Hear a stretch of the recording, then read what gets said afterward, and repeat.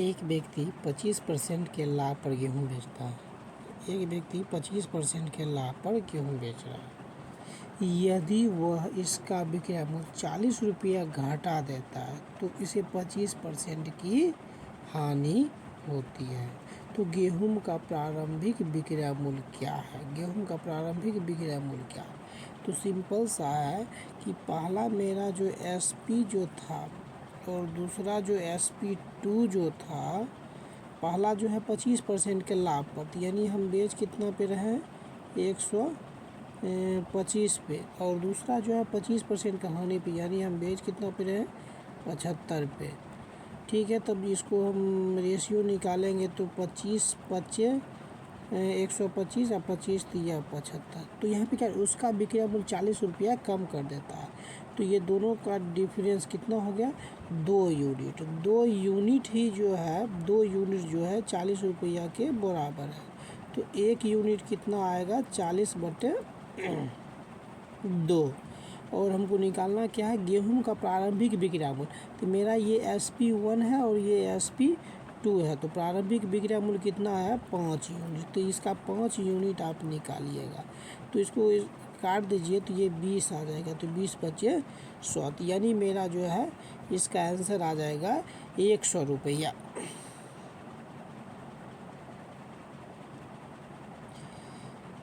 Second question देखिए क्या दिया हुआ है।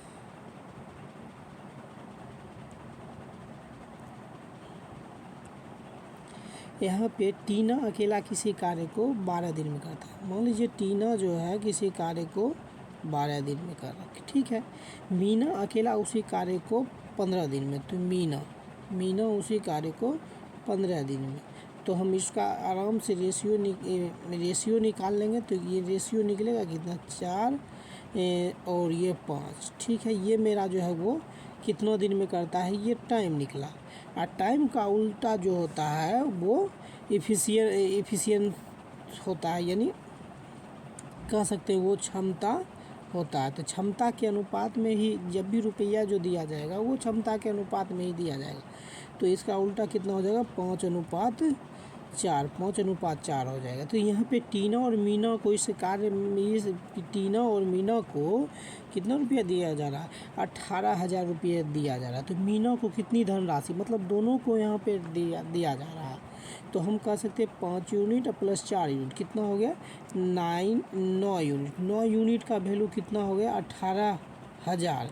तो 1 यूनिट का वैल्यू कितना 2,000। हमको निकालना क्या है मीना को कितनी धनराशि प्राप्त होगी। तो मीना मेरा कितना है 4 यूनिट। तो इसको 4 से आप मल्टीप्लाई कर दीजिए, यानी 2,000 1 यूनिट का वैल्यू 2,000, तो 4 यूनिट का वैल्यू 8,000। तो मेरा यहाँ पे आंसर भी दिया है 8,000, इसको बोल सकते हैं।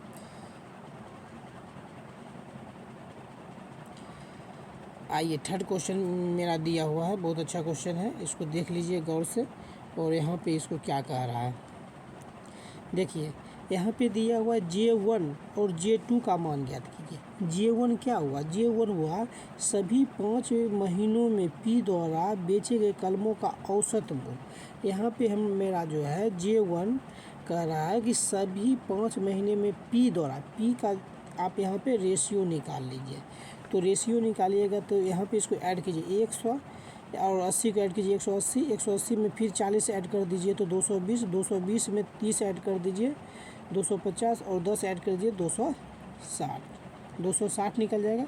इसका औसत निकालने का है वो जितना दिया हुआ है, जैसे 1 2 3 4 5, इसको 5 से डिवाइड कर दीजिए तो कितना निकल जाएगा 25 और 5 दूना 10, 25 5 दूना 10। अब ध्यान रखिए कि इसका वैल्यू जो आया है वो कितना 52 आया। फिर कह रहा है कि सभी 5 महीने में Q द्वारा बेचे गए कलमों का, अब Q का भी औसत निकालेंगे। यहाँ पे 10 20 30 है, 120 और 30 50, 150 60, 210 210 210 और 50 कितना हो जाएगा 260। तो इसका भी आप 5 से कीजिएगा तो वो भी आपका कितना आ जाएगा 52। अब 52/52 आप इसको कर दीजिएगा, यानी J1/J2 का रहा, तो फिर J1 आपका जो आया वो वैल्यू दीजिए, J2 जो आया वैल्यू, इसको काट दीजिएगा तो इसका आंसर आ जाएगा 1। आप यहाँ पे इसका देख सकते हैं, इसका वैल्यू जो है आपका 1 आ रहा है। तीसरा क्वेश्चन हम लोग देखते हैं। तीसरा आगे क्वेश्चन ये देख रहे हैं, इसको गौर से देखिए कैसे बनाया जाता है। जैसे आपका दिया हुआ 30 छात्रों की औसत आयु 15 वर्ष है। 30 छात्रों की औसत आयु 15 वर्ष, तो आप उसका आराम से आप निकाल लीजिए कि उसका सम कितना निकलेगा। तो सम निकालिएगा तो कितना निकलेगा, 15 तिया 45, यानी 450 हम बोल सकते हैं। फिर आगे क्वेश्चन क्या कर रहा है, यह पाया गया कि औसत आयु की गणना करते समय एक छात्र की आयु के बजाय 15 वर्ष ली गई है। एक छात्र की आयु के बजाय, यहाँ पे देख लीजिए, औसत पाया गया कि औसत आयु गणना करते समय एक छात्र की आयु 15 वर्ष ली गई थी। सही औसत आयु क्या है। यहाँ पे आपको फिर गौर से क्वेश्चन पढ़िए। 30 छात्रों की औसत आयु 15 वर्ष है, ठीक है।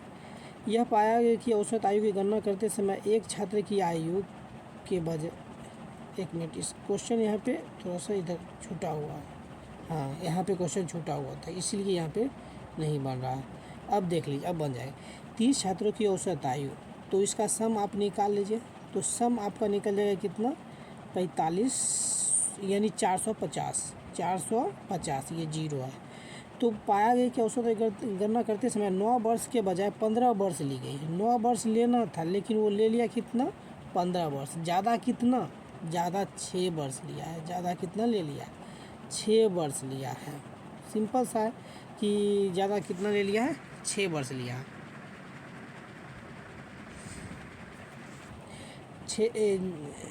ज़्यादा ये 6 वर्ष ले लिया, तो सही औसत आयु क्या है, तो मतलब 6 वर्ष इसमें जो भी होगा वो 30 छात्र का होगा ना, तो 30 छात्र का इसमें आप इसको माइनस कर दीजिए। तो इसको पहले इसको निकाल लीजिए कि 30 छात्र का औसत आयु कितना निकलेगा। 6 कम 6, 6 पचे 30, यानी 1/2। 1/2 कितना का वैल्यू, 0.2, और 0.2 आ रहा था। मेरा 30 छात्रों का औसत आयु है कितना, 15। 15 में आप 0.2 को जो है माइनस कर दीजिए, तो ये आपका आंसर आ जाएगा 14.8, यानी ये मेरा बी नंबर आंसर इसका हो जाएगा।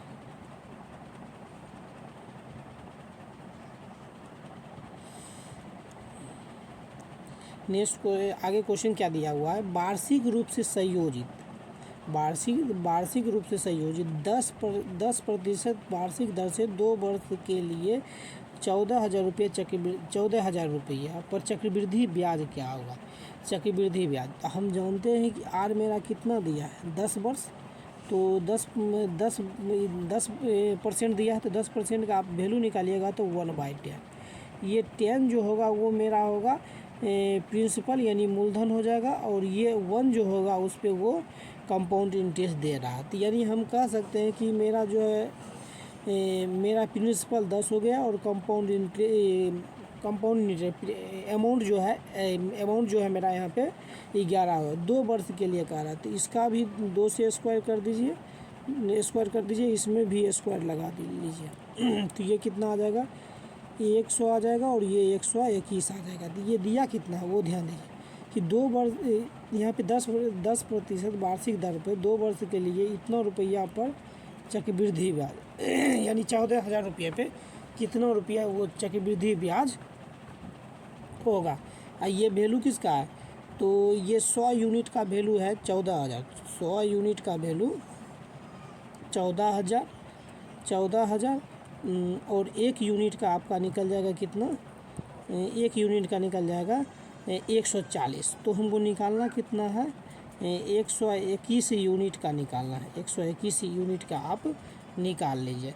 लास्ट में यहाँ पे देख लीजिए, तो लास्ट में ये 0 आ रहा है, और ये यहाँ पे 4 आ रहा है। तो या तो 4 वाला ऑप्शन होगा, 4 लास्ट में, यानी 4 वाला ही आंसर। या तो यहाँ पे तो आंसर दिया ही है, आप इसको ऐसे देख सकते हैं। इसको मल्टीप्लाई कीजिएगा तो आपका जो है 2940 यहाँ पे ये आ जाएगा। आप मल्टीप्लाई करके देख लीजिए। नेक्स्ट क्वेश्चन देखते हैं। यहाँ पे आपका ये दिया हुआ है, जैसे कि नीचे दिए गए दंड आलेख में 5 कंपनियाँ JKLMN की बचत और व्यय को दर्शाया गया है। तो सभी कंपनियों की औसत बचत, सभी कंपनियों को औसत व्यय का कितना प्रतिशत है। तो यहाँ पे ये देख लीजिए, सेविंग जो है ये खाली वाला डब्बा है, और खर्च जो है ये, तो आप ध्यान दीजिए, आय आय आय इजकल टू क्या होता है, आय इजकल टू क्या होता है, खर्च प्लस बचत, ये दोनों मिल के जो है हमको बनाता क्या है, आय बनाता है। तो उसी अनुसार हम जो है इसको बना सकते। सभी कंपनियों का औसत बचत यानी आप देख लीजिए बचत कितना है। बचत यानी पहले वाला 600 और 1600 से 600 और 1600 को जोड़ दीजिए, तो ये आपका आ जाएगा कितना, 2200 और फिर 1200 जोड़ दीजिए, 22 2 24 10 3400, 34 में फिर 600 जोड़ दीजिए, यानी 4000 और फिर जोड़ दीजिए 800, यानी मेरा ये 4800 रुपया जो हो गया वो क्या चीज़, सेविंग हो गया। ये ध्यान रखिए कि सेविंग आपका 48। और सभी कंपनियों का औसत व्यय मतलब एक्सपेंडिचर कितना है, 200 इधर 800, यानी 1000 600 1600, फिर 1600 में 400 जोड़ दीजिए, तो 2000 में फिर 2000 जोड़ दीजिए, यानी 4000। अब ये देखिए इसका जो वैल्यू आया वो 4000 आया, ये 4800 आया। तो अब देखिए क्या रहा लास्ट में, सभी कंपनियों के औसत व्यय का, यानी व्यय का बोल रहा है, तो व्यय जो है हम यहाँ पे नीचे लिखेंगे, और कितना ज़्यादा है 800 ज़्यादा है, तो यहाँ पे 800 आप आराम से कीजिए और इसको मल्टीप्लाई कर दीजिए 100 से, तब परसेंट, ये 2 जीरो यहाँ पे जो है 2 जीरो आएगा, तो ये 2 जीरो ख़त्म, फिर 1 जीरो ये ख़त्म, 4 दूना 8, यानी मेरा ये निकलेगा कितना, वो 20%। देख लीजिए 20%,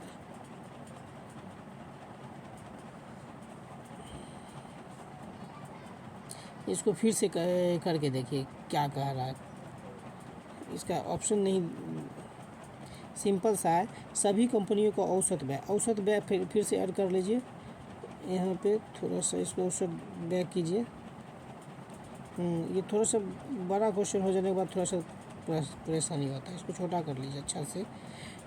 600 1600 600 और 1600 2200 दो 22 10 32 2 34 34 6 40 48, ये मेरा जो है कितना जाएगा,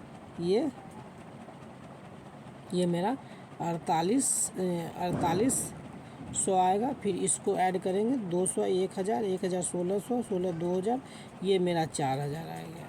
तो कह रहा कि औसत व्यय का कितना प्रतिशत है, अधिक नहीं, कितना प्रतिशत है वो बोल रहा है।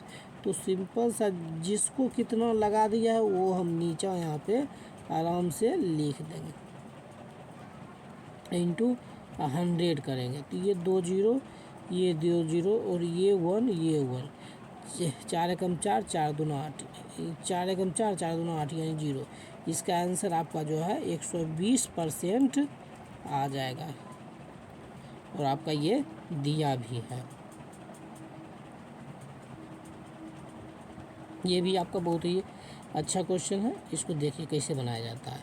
कह रहा है कि P का 20%, P का 20%, ठीक है, P का 20%, 20/100, और Q के P का 20% Q के 40% में जोड़ा जाता है, Q के 40% में जोड़ा जाता है, Q के 40% में जोड़ा जाता है।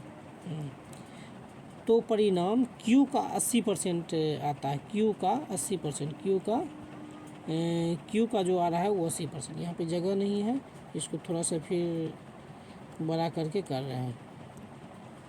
यहाँ पे देख लीजिए P का 20%, जो है Q के 40% में जोड़ा जा रहा है, Q के 40% में जोड़ा जा रहा है। तो मेरा जो परिणाम जो आ रहा है वो Q के 80% के बराबर, और सब में जो है बाय 100 है, तो इसका भी 100 इसका भी 100 ख़त्म। अब हम इसको जो है सॉल्व करते हैं तो ये 20 ये मेरा जो है आ जाएगा कितना 20p आ जाएगा, 20p आ जाएगा। और ये मेरा 40q आ जाएगा, और ये मेरा 40q आ जाएगा, ये मेरा 80q आ जाएगा। तो इसको 40q को इधर कर दीजिए तो 80q में से 40q जाएगा। तो यहाँ पे हम कर रहे हैं तो यहाँ 20p और 20p, तो यहाँ पे इसको 80 में से 40 घट गया तो आया कितना 40q आया है। तो फिर इसको काट दीजिए 1 और ये 2, तो यानी p का वैल्यू 2 और q का वैल्यू 1। तो q का कितना प्रतिशत है, q बोला है तो q का वैल्यू 1 आया है और p का वैल्यू 2 आया। इंटू 100 कर दीजिए 100, तो यानी इसको सॉल्व कीजिए तो कितना आ जाएगा इसका आंसर 200%। ये आपका एग्ज़ाम का पूछा हुआ सारा क्वेश्चन है, इसको आप लोग प्रैक्टिस करते रहिए। आगे आप देखिए क्वेश्चन को, थोड़ा सा बड़ा क्वेश्चन है, इसको छोटा कर लेते हैं। इसको देखिए क्या कह रहा है, छात्रों की संख्या अंक में दिया हुआ निकालने के लिए क्या करें। कुल कितने प्रतिशत छात्र ने 60% से अधिक अंक प्राप्त किया। कुल कितने प्रतिशत छात्र ने 60% से, तो यहाँ पे ये स्कोर दिया गया है तो 60% से अधिक, यानी 60% है नहीं, ये आपका दिया यहाँ पे देख लीजिए 60% से ये अधिक, ये यानी ये मेरा 25 और 9, 25 9 कितना होगा 25 5 20, ये 34 हो गया। ये मेरा जो है यहाँ पे ये 34 हो गया। और टोटल देखिए कितना, यहाँ से ये 34 2 36 46 48 2 50, ये 50 हो गया इंटू 100। इसको आप काट दिए 50 से 50 50 दूना 100 और 34 दूना 68। ये मेरा सिंपल सा क्वेश्चन था। आगे आइए, ये आपका क्वेश्चन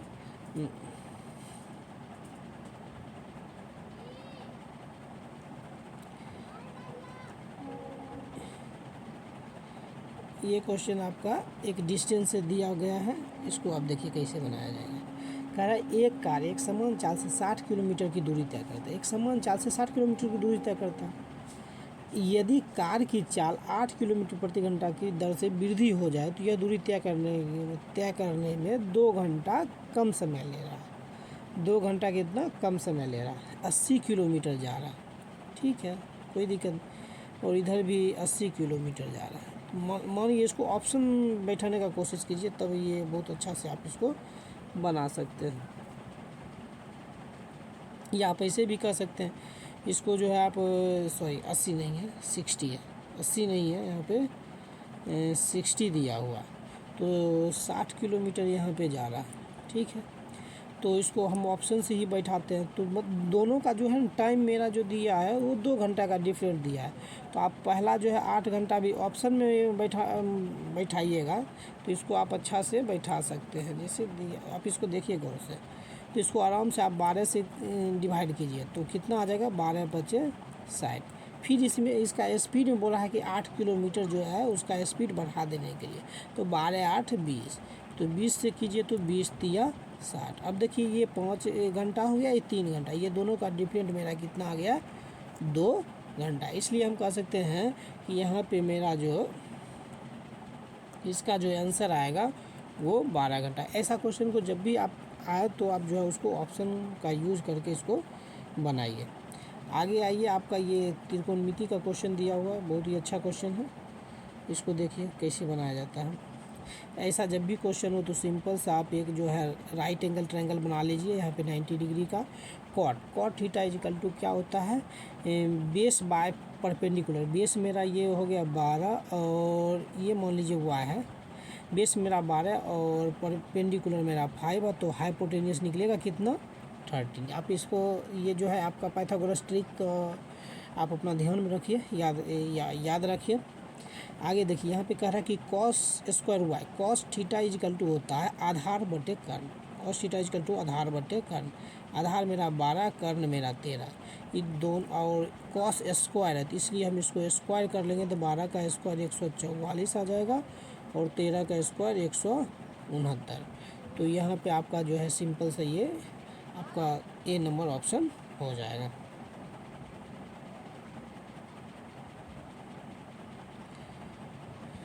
आगे आइए, यहाँ पे देखिए एक त्रिभुज की प्रत्येक भुजा 13 इंच, 15 इंच और 14 इंच है। इस त्रिभुज का क्षेत्र, इसको सिंपल सा आप सेमी पेरीमीटर निकाल लीजिए। तो 14, 15, 29 और 13, 42। तो 42 को फिर आप जो है 3 से भाग दीजिए, तो 14, 18, 14, 3, 42, 14 आ जाएगा।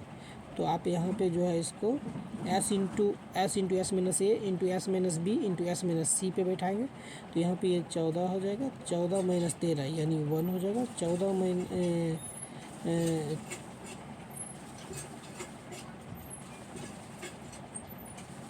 इसको एक बार फिर से देख लीजिए।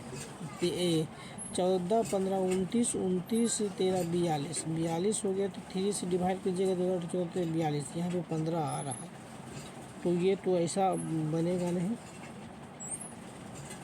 इसको आप जो है एक बार फिर से इसको करने का कोशिश कीजिए, कैसे ये आ रहा है। जैसे आपका दिया गया है एक त्रिभुज की प्रत्येक भुजा 13, 14 और 15 दिया। इस त्रिभुज का क्षेत्रफल ज्ञात कीजिए।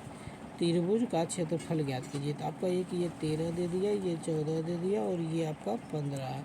तो हम सेमी पेरीमीटर निकाल लेंगे। 14, 15, 29, 10, 39 और 39, 3, 42। 42 को जो है आप इसको नहीं, सॉरी, यहाँ पे आपका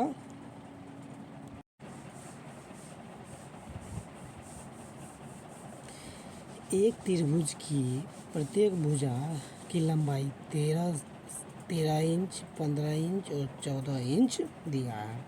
इस त्रिभुज का क्षेत्रफल क्या है? इस क्वेश्चन में आप सबसे पहले सेमी पेरीमीटर मतलब अर्ध परिमाप निकालना। इसको आप 13, 15 जोड़ दीजिए 28, 28 में 14 जोड़िए 42 और 42 को जो है 2 से डिवाइड कर दीजिए। तो ये आपका आ जाएगा कितना? 21। और आप जानते हैं त्रिभुज का क्षेत्रफल बराबर होता है root under S into S minus A into S minus B into S minus C होता है। तो आप इसी फार्मूला पे हम इसको रखते हैं। तो यहाँ पे आपका ये अर्ध परिमित निकाले कितना सेमी पेरीमीटर 21। तो यहाँ पे 21 दे दिए हैं, 21 दिए। यहाँ पे आपका जो है हम निकाल रहे हैं। तो ये मेरा 21, ठीक है। 21 में से 13 जाएगा तो ये मेरा 8, ठीक है। और ये 13 में और फिर 21 में से 15 जाएगा तो ये 6 और ये फिर 7। तो सिंपल सा है। तो यहाँ पे ये एक 7 और इससे एक 7 निकल जाएगा। तो यहाँ 7 और यहाँ बचा कितना? 3 बचा है। तो 36, 18 और इसके में 2 दिए 36, यानी इसका 6 निकल जाएगा। और यहाँ पे बचा कितना? 4। तो इसका जो है 2 हम निकाल देंगे। 7, 6, 42, 42 दोनों 84। इसका आंसर आपका जो है 84 आपका निकल जाएगा। इसको निकालने बार बार निकालते रहिए तो आपको भी जो है ये शॉर्ट तरीका पता हो जाएगा। आगे देखिए आपका क्वेश्चन क्या दिया है, इसको गौर से पढ़िए। जैसे देखिए एक वृत्त की त्रिज्या 17 सेंटीमीटर। एक वृत्त है जिसका त्रिज्या 17 सेंटीमीटर है। मान लीजिए ये जो भी होगा वो सेंटर से जो है परिधि तक ही होगा। उसके बाद इसमें एक जीवा की लंबाई 30 सेंटीमीटर। मान लीजिए यहाँ से यहाँ तक एक जीवा हम दे दिए 30 है। 30 दे दिए। उस वृत्त की जीवा की केंद्र से दूरी, तो ये मेरा यहाँ पे ये आपका 17 निकल गया। यहाँ से आपके सेंटर से लेके जीवा पे यहाँ पे डाले हम एक परपेंडिकुलर डाले तो ये 90 डिग्री का हो गया। और यहाँ पे मेरा ये जो एंगल बना है वो राइट एंगल ट्रायंगल बन गया। और ये पूरा का वैल्यू 30 है, तो आधा का वैल्यू कितना आएगा? 15 आएगा। तो ये मेरा एक ट्रिपलेट बन गया। तो ट्रिपलेट बन गया है तो एक ट्रिपलेट होता है 15, 17 और एक 8। तो यानी आप कह सकते हैं इसको आराम से आप यहाँ पे परपेंडिकुलर वाला फार्मूला पे निकाल सकते हैं। यानी P = क्या होता है? Root under h² minus b²। ये भी कर सकते हैं। इस फार्मूला पे आप कीजिएगा तो आपका इसका आंसर 8 चला आएगा। नेक्स्ट क्वेश्चन देखते हैं।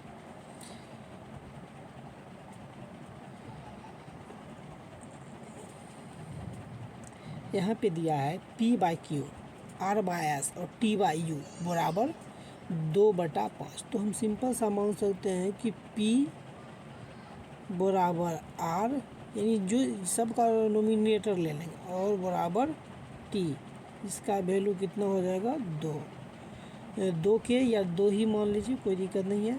फिर Q बराबर S बराबर U, इसका जो वैल्यू हो जाएगा वो मेरा 5 हो जाएगा। तो आप अब जो है मैं यहाँ पे इसका वैल्यू रख रहे हैं। तो पहला में कह रहा कि 4P का वैल्यू 2, यानी 4 दूना ये मेरा आ जाएगा कितना 8, 4 दूना 8। फिर 3 का वैल्यू बोला 8, तो 3 दूना 6, 3 दूना 6। और ये मेरा T का वैल्यू 2, तो 7 दूना 14, 14 6 20 8 28। तो इसका मेरा आंसर आ जाएगा कितना 28। इसका आंसर आ जाएगा 28। यहाँ का वैल्यू का यहाँ के वैल्यू का मेरा जो है ये 28 आ गया। तो फिर अब यहाँ पे रखेंगे, तो नीचे वाले में हम क्या बोले, तो वो Q का वैल्यू 5 आ गया, तो यानी 5 चौके 20, 5 चौके 20। फिर 5 तिया 15, 5 तिया 15 और 7 पचे 35। ठीक है, तो 35 15 कितना हो गया, 35 15 मेरा हो गया 50 20 70, 70 हो गया। अब इसका रेशियो निकाले, 14 दूना 28, 14 पचे 70। ये तो बहुत ही सिंपल क्वेश्चन था।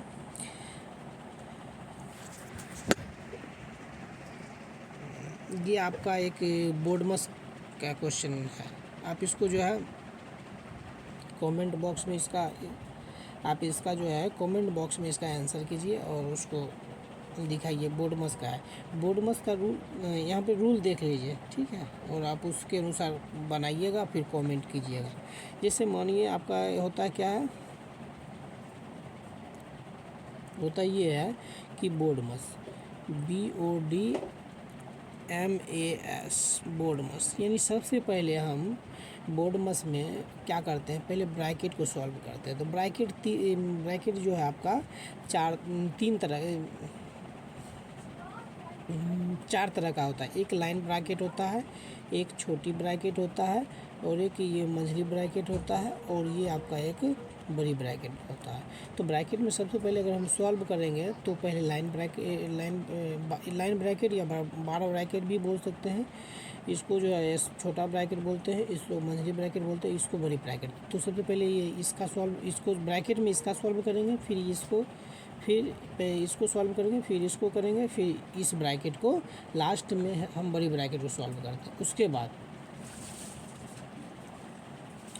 बाद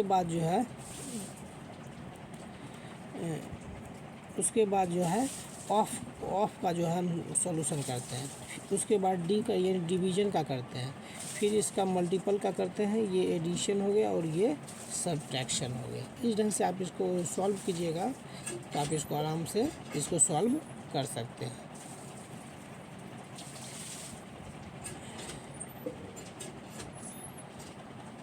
आइए, ये बहुत ही अच्छा क्वेश्चन है। और एक पहिए की त्रिज्या 14 सेंटीमीटर, मतलब उसका आर कितना दिया है 14 सेंटीमीटर। 10 चक्कर में पहिया कितना दूरी तय करेगा। सिंपल सा क्वेश्चन है। जब भी पहिया कितना दूरी तय करेगा तो वो जो पहिया जो रहता है वो उसका जो है ना वो ये पहिया इस ढंग से चलते जाता है, तो यानी वो कितना उसका पेरीमीटर होता है, परिधि होता है, वो निकालना होता है। तो हम परिधि निकालेंगे, तो परिधि बोलिए या पेरीमीटर बोलिए एक ही है। तो P = होता है क्या 2πr। तो यहाँ पे 2 देंगे और ये मेरा आ जाएगा कितना, पाई का वैल्यू 22 और r का वैल्यू मेरा आ जाएगा कितना 14।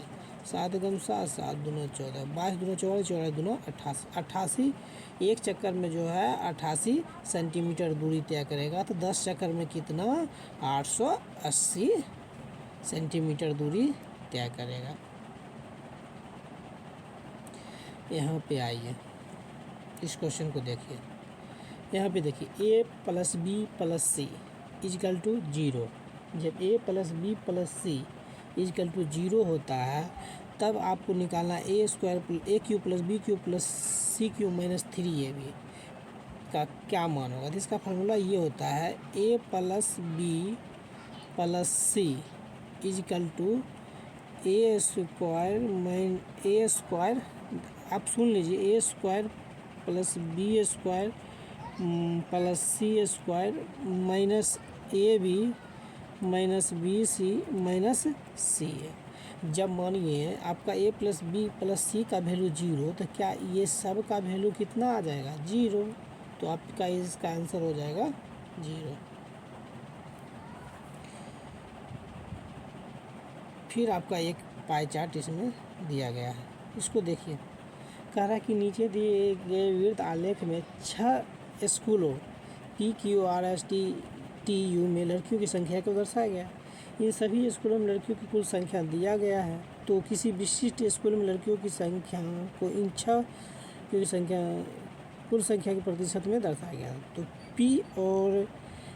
P और R में लड़कियों की कुल संख्या कितना है, तो ये मेरा परसेंटेज दिया। तो आप देख लीजिए कि टोटल ये 100% आ रहा है कि नहीं आ रहा है। अगर ये टोटल 100% है तो यानी 3000 जो है वो 100% का वैल्यू हो जाएगा। तो आप इसको ऐड कीजिए तो 100% ही आएगा। तो यानी मेरा हम कह सकते हैं कि 100% का वैल्यू जो दिया है कितना, 3000 का। तो 1% का कितना देगा, तो 2 0 चला जाएगा तो आएगा कितना, 30। हमको सिर्फ निकालना किसका है, P और R में कुल लड़कियों की संख्या। P यानी मेरा 17 और R यानी 31। 17 और 31 को आप ऐड कर दीजिए तो हो जाएगा कितना, 48। तो 0 8 3 24 4 3 12 2 14। देखिए आपका ये दिया है कि नहीं दिया है? हाँ, आपका ये दिया हुआ है इसका आंसर 1440। आगे आप देखिए क्वेश्चन क्या दिया है। ये तो बहुत ही सिंपल है, आप इसको आराम से बना सकते हैं। इसके जैसा सिंपल क्वेश्चन कहीं देता भी नहीं है। आप सिंपल इसको दोनों को मल्टीप्लाई कर दीजिए 130। 130 में 25 जोड़ दीजिए तो 130 में 125 जोड़ दीजिए, कितना आ जाएगा, 100 आपका 55 हो गया, 155 हो गया। अब इसको गुना कीजिए तो देखिए यहाँ पे 40 को 12 से गुना करना है, तो इससे बेहतर हम 40 को 10 से गुना करेंगे तो ये मेरा 440 हो जाएगा। फिर 40 को 2 से कर दीजिए तो यानी 4 दूना 8, 4 दूना 8। यहाँ पे जोड़िए 8, ये 8 4 12 और 4 1 5, यानी 528। मेरा आया कितना, 528। 528 में जो है 155 माइनस कीजिए तो 8 में से 5 जाएगा, कितना बचेगा, 3। 8 में से 5 जाएगा, 3 बचेगा। यहाँ बचा 11। 11 में से नहीं, यहाँ पे 12 में से 5 जाएगा तो यहाँ पे 7 बचेगा, और ये कैरी दे ही दिया तो यहाँ 4 में से गया तो 3, यानी 373, यानी बी नंबर हम ऑप्शन कर सकते हैं।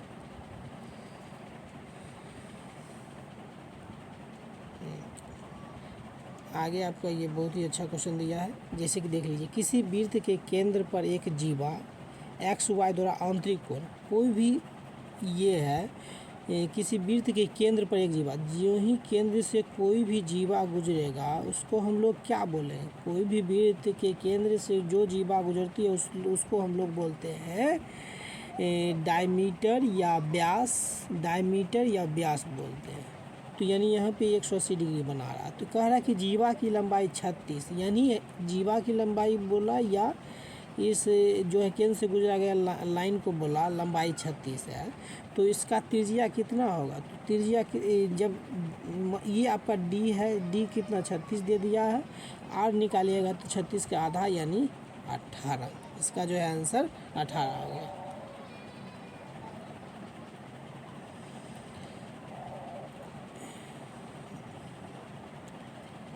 ये देखिए, दो वृत्तों की त्रिज्या 5 और 12 है और उनके केंद्रों के बीच की दूरी, दो वृत्त, एक ये और ये एक ये, कह रहा है कि दो वृत्तों की त्रिज्या, एक की त्रिज्या हो गया कितना 12 हो गया और एक का जो है कितना 5 हो गया। तो कह रहा है उनके केंद्रों के बीच की दूरी 25 सेंटीमीटर, और इस उभयनिष्ठ लाइन का जो है हमको यहाँ पे निकालने के लिए बोला इस ढंग से। तो आप इसका जो है सिंपल निकाल सकते हैं। ये मेरा 5 है, तो आप इसका से बहुत ही अच्छा तरीक़ा से निकाल सकते हैं। देखिए कैसे ये निकलेगा। जैसे आपका दिया हुआ है, जब भी आप स्पर्श लाइन इस ढंग से का फिगर का स्पर्श लाइन का आप वैल्यू निकालिएगा तो इसका आपका निकल जाएगा √100 डी के square minus capital R 1 minus capital R small r का स्क्वायर। तो डी मेरा कितना है 25, 25 का स्क्वायर 625, और यहाँ पे कितना आ गया 12 में से पहुँच जाएगा तो 7, 7 का स्क्वायर 49, यहाँ पे 25 चला गया तो 600 बचा, फिर 24 गया तो 576, और 576 किसका है आपका 24 का स्क्वायर है। ये आपका लास्ट क्वेश्चन है, इसको देख लीजिए, बहुत ही अच्छा क्वेश्चन है। इसको कैसे सॉल्व किया जाएगा।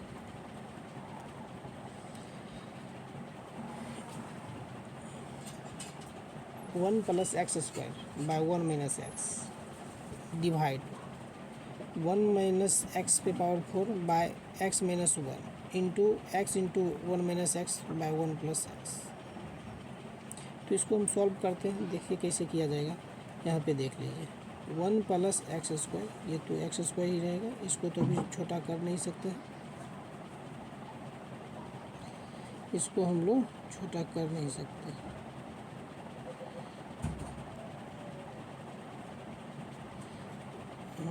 देखिए इसको कैसे किया जाएगा।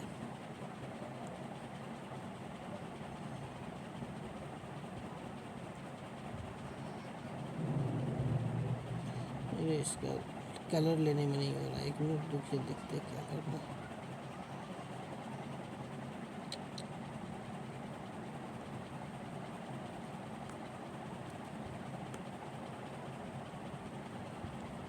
रुक जाइए इसको।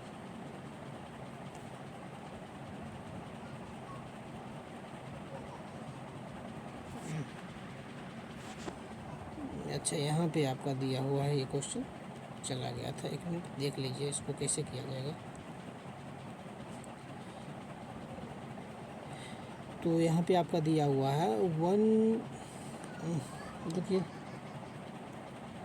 1 plus X square by 1 minus x. ये तो बहुत ही सिंपल है, इसको डिवाइड कीजिएगा तो ये मेरा हो जाएगा कितना, ये ऊपर चला जाएगा, ये ऊपर चला जाएगा तो एक्स माइनस 1 बाय ये 1 माइनस एक्स पे पावर 4। तो इसको एक बार हम प्लस में भी लिख सकते हैं, 1 प्लस एक्स स्क्वायर, और एक लिख सकते हैं 1 माइनस एक्स स्क्वायर, ठीक है, into X 1 minus X by 1 plus X. तो इसको आप जो है इस ढंग से सॉल्व कर लीजिएगा तो आपका इसका आंसर एक्स माइनस एक्स। इसको आप देखिए नेक्स्ट पेज में इसको हम सॉल्व करते हैं, या ऐसे कर लीजिएगा तो इसका आंसर आपका 2 नंबर आ जाएगा।